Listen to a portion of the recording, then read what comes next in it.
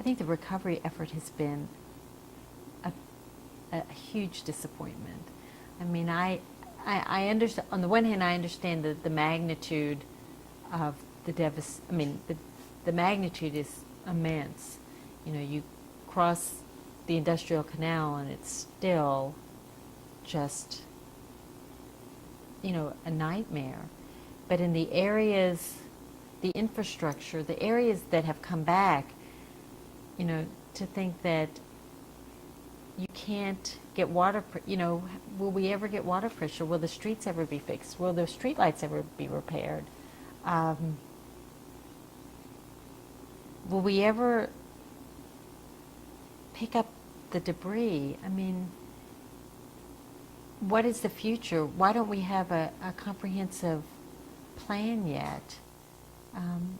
We'll have a comprehensive plan in January, maybe, which is a year and a half post-storm, which means that nobody will be able to get money till 6 months after that. I mean, the ability to receive funds, I know it's complicated, and I don't pretend to know the answers, but it's been dragging on for so long that I think people, the longer they stay away, the less likely they are to come back. And I think there'll be a second wave of people who just decide that this is not where they want to stay, that they can't continue to live like this. It's too hard to raise children. The education system doesn't offer what they would like. We had many members of our congregation who said this just wasn't where they wanted to bring the children. It was too hard. They didn't have they didn't want their kids to have to deal with that kind of pressures. You know, how many times can you pack up and leave? To not feel safe. So, you know, I think leadership can inspire confidence, can inspire optimism.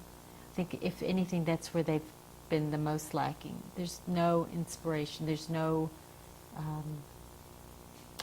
nothing that anybody has done or said or educated us about, or that, you know, things get announced but nothing really happens. So you become, I guess, pessimistic, you know, and think, well, okay, it won't take 5 years to recover, maybe 10 years to recover. I'll be 65, you know, that kind of thing.